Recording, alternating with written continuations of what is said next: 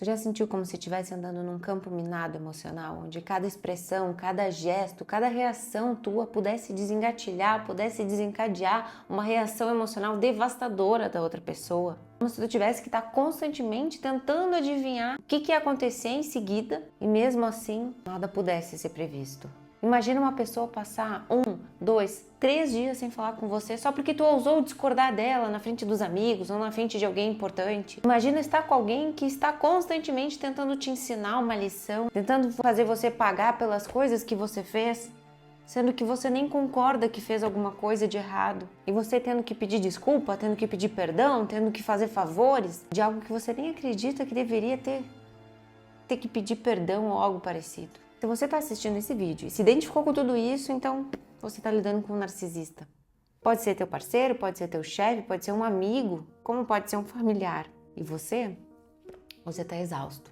Exausto de tanto ter que andar, exausto de tanto ter que ficar pisando em ovos, de ser ignorado, de não só ser ignorado, mas ser ignorado quando você não é útil. Exausto de ser desvalorizado, manipulado, de sentir que está ficando louco. Aqui a gente vai ver um guia prático de como lidar com o narcisista, baseado no livro Desarmando o Narcisista. Então aqui a gente vai ver os tipos de narcisistas, ferramentas, estratégias e técnicas e por aí vai. Vai ser um vídeo bem construtivo para quem está passando por isso. Antes da gente falar das soluções e das técnicas, vamos entender exatamente o que a gente está passando. Vamos entender exatamente o que a gente está enfrentando. O narcisismo, ele não é só uma vaidade, um egoísmo, mas é um padrão profundamente enraizado de pensamentos, de sentimentos e comportamentos que afetam todos os aspectos da vida de uma pessoa. No livro, a gente tem 3 tipos de narcisistas que vão nos ajudar a identificar qual deles aquela pessoa que tu tá pensando se identifica ou se encaixa melhor. Isso é importante da gente ver porque cada um deles vai demandar uma abordagem diferente. E o primeiro deles é o narcisista mimado dependente. É aquele narcisista clássico que é arrogante, que é exibicionista, que se acha, ele cresceu sendo tratado como superior, ele se acha superior, se acha especial, espera um tratamento VIP, um tratamento diferenciado das outras pessoas, interrompe conversas, se gaba frequentemente e fica furioso quando não recebe aquela atenção especial. Um exemplo clássico, das frases é: você sabe com quem você está falando?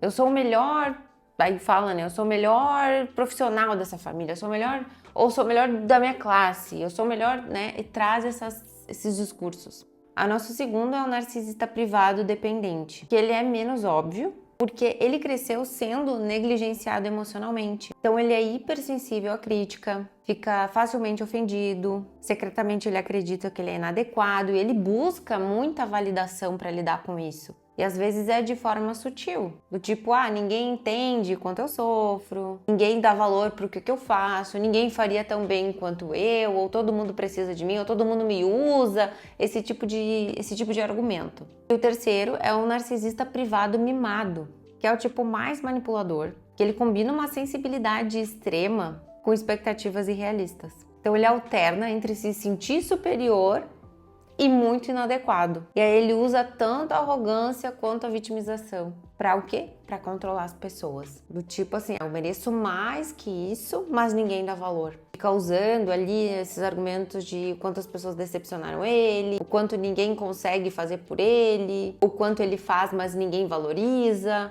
todo mundo é ingrato, esse tipo de argumento.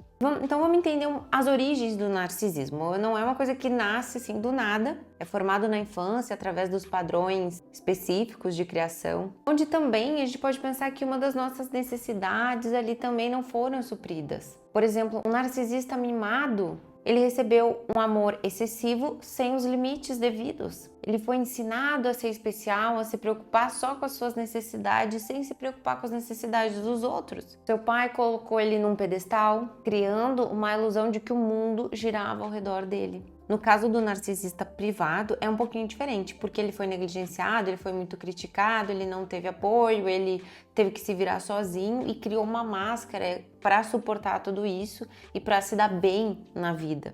Então ele é muito dolorido por dentro, ele é mais sensível por dentro. E muitas vezes esse narcisista privado ele foi usado para suprir as necessidades dos pais, mas nunca ninguém supriu as dele. Nós temos uma hipótese neurológica de que as partes de empatia, as partes de conexão, aonde o cérebro processa informações sociais, em um narcisista essas estruturas são subdesenvolvidas. Eu falo isso não no intuito da gente justificar os comportamentos, mas entender que como narcisista, às vezes buscar uma empatia, tentar fazer ele entender o sofrimento dos outros não é uma abordagem que vai funcionar. Então, já que a gente já entendeu um pouco, né, sobre o narcisista, a gente vai entender o porquê que a gente cai nessas armadilhas. As armadilhas manipuladoras de um narcisista. E a verdade é que a gente tem uma dinâmica por trás disso tudo. Se você não se alimentasse dessa dinâmica, talvez você não estaria inserido nessa dinâmica. E isso não é para tu pensar que é culpa tua esse comportamento dele, mas que existe algo em você que te torna vulnerável a essas manipulações. Isso acontece porque a gente tem esquemas que vão combinar com os esquemas de um narcisista. E eu não tô falando que todo mundo tem, mas a pessoa que está inserida nessas situações, ela tem esquemas que combinem com os esquemas dele. Por exemplo, um esquema de abandono. Quando a gente tem o medo de ser abandonado, a gente vai passar a tolerar mais esses comportamentos. A gente vai ter esse medo e o narcisista ele vai sentir que tu tem esse medo e vai usar das tuas vulnerabilidades para te manipular. Um outro esquema de defectividade. A pessoa ela já vai ter crenças ali que desvalorizam ela, que desqualificam ela, e o narcisista pode usar isso e reforçar isso para a pessoa. E como é que ele faz isso? Ele vai criticar bastante, vai avaliar bastante aquela pessoa e vai usar dessa crítica e ao mesmo tempo de tratar a pessoa bem, deixando ela confusa no meio daquela situação. O esquema de autossacrifício. A pessoa ela já entende que as necessidades dos outros são mais importantes que a dela.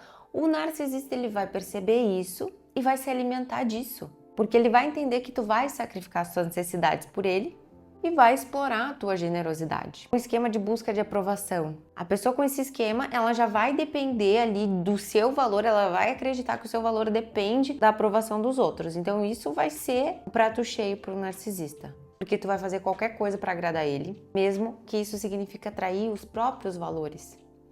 E depois a gente tem um esquema de subjugação, que a pessoa ela aprendeu a suprimir as suas necessidades emocionais, porque ela tem medo de evitar o conflito, e essa pessoa vai se render muito fácil ao narcisista, porque ela vai querer manter a paz. Então é comum a pessoa ela ter na sua família um pai e uma mãe que apresentavam um comportamento narcisista ou um emocional instável. Por vezes a pessoa era muito afetuosa, por outros momentos a pessoa era mais agressiva, ou era mais rígida, ou era mais evitativa emocionalmente. Então ela foi criada por essa figura e ela vai se colocar no relacionamento também experienciando esse tipo de afeto. E olha que interessante, a gente vai assumindo alguns papéis na dinâmica e veja o quanto você se identifica com esses papéis. Tem o papel do eco, que tu vai ecoar aquela pessoa maravilhosa para aquele narcisista. Tu vai elogiar, concordar, nunca desafiar. Tu vai estar sempre ali ecoando a maravilhosidade que é aquele narcisista.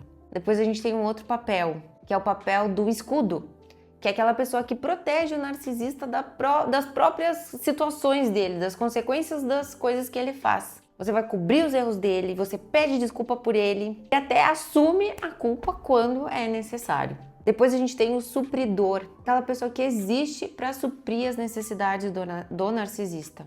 Você fornece apoio emocional, prático, muitas vezes financeiro e sem esperar reciprocidade. Depois, para finalizar os papéis e começar na nossa comunicação, como a gente se comunica com o narcisista, a gente tem o papel do bode expiatório, onde tu vai ser aquele receptáculo de todas as frustrações daquele narcisista, toda a raiva, vergonha, tudo aquilo que um narcisista não consegue processar vai para ti. No final da história, tudo que acontece é culpa tua. Eu sei que nesse momento a gente começa a ficar até um pouco desesperado, né, quando nos identificamos, mas sempre é bom começar a tomar consciência. Então vamos ver ali os obstáculos da nossa comunicação com esse narcisista, porque é difícil lidar com essa pessoa, ainda mais se comunicar, ser claro, se fazer ser ouvido. E muitas vezes as técnicas que funcionam num relacionamento saudável não funcionam num relacionamento com um narcisista. E por que isso? Porque o apelo, por exemplo, a empatia não funciona. Dizer que uma situação está te machucando não vai fazer nenhuma diferença na vida dele. Confrontar diretamente essa pessoa também não dá uma boa reação. Porque o narcisista, ele interpreta qualquer crítica é uma agressão à identidade dele. Isso pode desencadear uma reação desproporcional de raiva, uma reação desproporcional de afastamento, e nem sempre essa pessoa que tá ali, ela consegue segurar. Outro ponto é que a lógica e a razão, ela é distorcida pro narcisista. Ele vai distorcer a realidade para proteger a autoimagem dele constantemente. E aí essas conversas, elas vão se tornar irracionais na maioria das vezes. Os pedidos deles de desculpa são vazios, são rasos, porque para ele admitir alguma coisa, algum erro, alguma falha dele é horrível. Então ele não vai conseguir fazer isso genuinamente. E na maioria das vezes ele vai evitar a qualquer custo. E outro ponto é que a reciprocidade não é uma coisa natural para ele. Ele vai ver um relacionamento como uma relação unilateral. Então ele não vai querer se esforçar para ver essa troca, nem para fazer uma troca dentro de um relacionamento. E aí a gente começa a ver os erros que uma pessoa que está ali lidando com um narcisista começa a cometer dentro de um relacionamento, que, por exemplo, é esperar uma reciprocidade. A pessoa, ela vai contar suas experiências esperando que a outra pessoa interaja com ela, sinta com ela o que ela está sentindo, ou até compartilhe as coisas da vida dele. Mas o narcisista vai ver isso como uma oportunidade de atacar e de colecionar as tuas vulnerabilidades para usar contra você no momento oportuno. Outro ponto que faz a gente errar é tentar usar a lógica dentro de uma conversa no relacionamento com o narcisista. Por quê? Porque ele não vai entender a lógica, ele vai distorcer aquela conversa, você vai trazer fatos, ele vai distorcer tanto que tu vai se sentir uma pessoa louca. Outro erro é a gente apelar para a culpa. Ele não vai sentir culpa, ele vai até usar isso que tu tá fazendo para tu ficar culpado na história. Então tu foi ali apelar para a culpa, ele não vai aceitar, vai ter uma reação ruim e no final da história quem vai sair de errado, quem vai sair culpado vai ser você. Outro erro é dar um ultimato. Outro erro é dar ultimatos vazios. Isso é bem comum. A pessoa vai lá, ela tenta se posicionar, ela dá ultimatos, ela põe a pessoa na parede, mas o próprio narcisista sabe que a pessoa não tem condições de fazer a sua palavra valer, e quanto mais esse vai e vem acontece, mais ele vai ficando forte e sabendo que ele faz o que quiser com você. E o outro erro, ignorar os seus próprios limites. Você começa a tolerar os comportamentos inaceitáveis dele. Isso começa a se tornar frequente e no final da história tu acaba ensinando o narcisista a nunca te respeitar. E pior ainda, que o que ele faz com você não tem consequência nenhuma. E como é que eles manipulam então as conversas? Como é que acontecem as manipulações que eles fazem? Eles são mestres em manipulação, em distorcer os fatos, em culpar pessoas que não têm culpa nenhuma. Então por isso que é importante a gente saber como é que eles fazem isso. Então, o primeiro ponto é que ele nega a realidade que tu vivenciou. Ele começa a negar tanto, fazendo você se questionar sobre o que você vivenciou, sobre o que você sentiu, sobre o que você pensou. E começa a dizer que ele nunca falou isso, que ele nunca fez isso, que você tá imaginando coisas, que você é louca, e daí pra pior. Outra técnica deles é de projeção, de projetar em você os próprios comportamentos negativos dele. Você que é egoísta, você que é controlador, você que não pensa na gente, você que só pensa em você. Outra técnica é desviar. Quando tu vai confrontar ele desvia do assunto e já pega e traz à tona alguns erros teus do passado, que ele diz que são erros teus do passado. Outra técnica é a técnica de triangulação, onde ele traz outra pessoa para julgar o que você falou, o seu posicionamento, a situação, e te isola de toda discussão, de toda análise, fazendo todo mundo aceitar o que ele falou, concordar com ele, e todo mundo, inclusive você, acha que quem tem problema, que o errado da história é você. E a outra técnica é a explosão de raiva.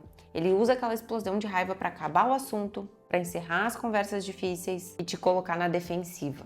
Bom, né? Até aqui já é bem aterrorizador, né? Tudo que você tem passado. Então vamos ver como é que a gente começa a desarmar o narcisista. A primeira técnica é uma confrontação empática.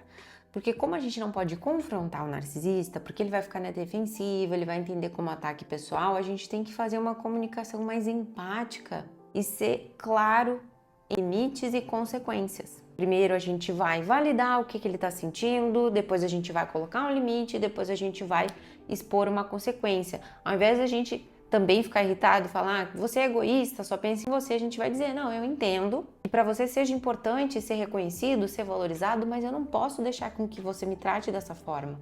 É um desrespeito. Se tu continuar me tratando assim, eu vou ter que encerrar essa conversa, para nós dois nos acalmarmos, pensarmos e a gente retomar depois quando ambos tivermos condições. A outra técnica é limites inquebráveis.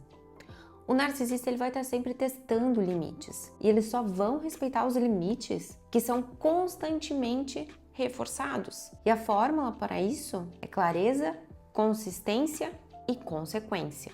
Então, como é que a gente vai aplicar isso? Primeiro, a gente vai aplicar a clareza. Eu não vou mais aceitar que você grite comigo. Depois você expõe a consequência. Se você começar a gritar, eu vou sair da sala imediatamente. E o mais importante é a gente ter essa consistência, que é implementar isso que você falou em todas as situações que acontecerem. Lembra que o narcisista, ele respeita a força, não fraqueza. Quando você mantém os seus limites com força, com consistência, você vai ganhando respeito, mesmo que ele não admita. Outra técnica é validação estratégica. Então, já que a gente sabe que o narcisista ele precisa dessa validação, a gente vai usar a validação para criar um ambiente mais cooperativo entre vocês. Então, a gente vai usar a validação e vai redirecionar para algum ponto que você entende como necessário. Porque às vezes o nosso instinto, até é rebater um pouco a necessidade de elogios que ele tem. Ao invés de a gente ignorar ou contradizer essa necessidade de elogios, a gente vai validar de forma genuína. Por exemplo, você realmente se dedicou naquela apresentação, você apresentou uma boa técnica de oratória, você articulou muito bem as ideias. Eu até estava pensando que a gente podia até pensar em técnicas de como melhorar a nossa comunicação, como a gente pode manejar ali as nossas discussões de uma forma que não acaba ofendendo ninguém. Então, dessa forma, a gente vai conseguir trazer um lado mais receptivo do narcisista para nos ajudar. E a outra técnica é o redirecionamento emocional. Como o narcisista ele usa as explosões de raiva para acessar uma conversa, para interromper ali uma discussão, a gente vai redirecionar essa energia que ele está apresentando para um ponto.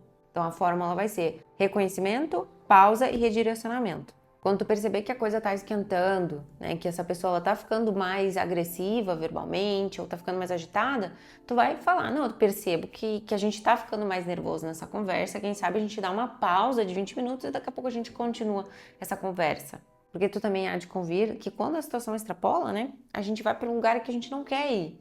A consequência é ruim, então é melhor a gente fazer esse processo. E a outra técnica é a gente desativar os gatilhos. Então, cada pessoa, e principalmente o narcisista, ele vai ter pontos específicos que a gente já sabe que vão ativar ele negativamente. Então, quando a gente sabe isso, a gente pode prever e melhorar os nossos argumentos a fim de que a gente neutralize esses gatilhos. Por exemplo, se a pessoa ela é sensível ao tema finanças, você não vai chegar a dizer para ela que a gente precisa conversar porque você está descontrolado, porque você está muito impulsivo. Mas a gente vai chegar de uma forma mais branda, falando que a tua intenção é que a gente organize melhor as finanças. Como é que a gente pode otimizar as finanças? Dessa forma, a gente vai adquirindo habilidades para poder tocar em assuntos que são sensíveis, mas que são importantes ali para você seguir em frente, seguirem como um casal, sem gerar aquela reação emocional que tu deve ter até traumas. Outra técnica é uma comunicação não reativa. Como a gente sabe, o narcisista ele é reativo e uma comunicação não reativa quebra o ciclo. Então, a gente vai ter uma respiração consciente, uma observação neutra e uma resposta calculada. Por exemplo, quando o narcisista vier ali com um comentário provocativo, você vai respirar fundo e vai se ancorar no momento presente. Você mesmo vai se perceber, observar a sua própria reação emocional, vai perceber, meu Deus, eu tô ficando muito irritado com isso que ele falou, mas a gente vai escolher conscientemente a nossa resposta. Com muita calma, você vai dizer, não, eu respeito a sua opinião e eu preciso de um tempinho para considerar isso. Essa técnica, ela te dá um poder, porque o narcisista ele não vai ter como prever a tua reação. Ele não vai entender e ele não vai conseguir fazer nada a respeito. Então essa técnica, ela vai te ajudar a quebrar esse ciclo. E aí a gente tem o nosso protocolo de emergência, porque vai ter momentos que nenhuma das técnicas funcionaram. E aí a gente precisa de um protocolo de emergência, que a fórmula é segurança, separação e suporte. Se você tiver com algum problema físico, a tua segurança é muito importante nesse momento. Então tu vai sair dessa situação imediatamente, vai correr, vai sair do local, não importa, você vai sair. Depois vem a separação. Você vai criar essa distância física ou emocional. Tu pode dizer assim claramente, preciso encerrar essa conversa agora, eu vou dar uma saída de 1 hora, vou sair daqui a pouco e depois eu volto. E o suporte, tu vai ativar a tua rede de apoio. Liga para um amigo, para um familiar, para o teu terapeuta ou até, né, para órgãos devidos. E esse protocolo, essas técnicas, não são técnicas de manipulação, não é para tu vencer uma discussão. Esse protocolo, essas técnicas são para te ajudar na tua saúde mental. E quanto mais a gente consegue implementar isso, a gente vai melhorando o nosso autoconhecimento, a nossa saúde mental, a gente vai tendo mais energia para curtir a nossa vida, vai ter mais energia para construir os teus planos, vai construir limite saudável na relação, vai desenvolver uma regulação emocional muito melhor. Vai ter uma comunicação mais autêntica, vai descobrir os teus valores, vai ter mais discernimento, mais liberdade, compaixão. Então é isso, pessoal. Chegamos ao fim desse vídeo. Eu espero que você esteja munido de inúmeras ferramentas. E se você está passando por isso e quer uma ajuda profissional, meu nome é Júlia Von Wurb, eu sou psicóloga, sou terapeuta cognitivo-comportamental. Aqui embaixo tem os meus dados, é só entrar em contato. Um beijo, até o próximo vídeo.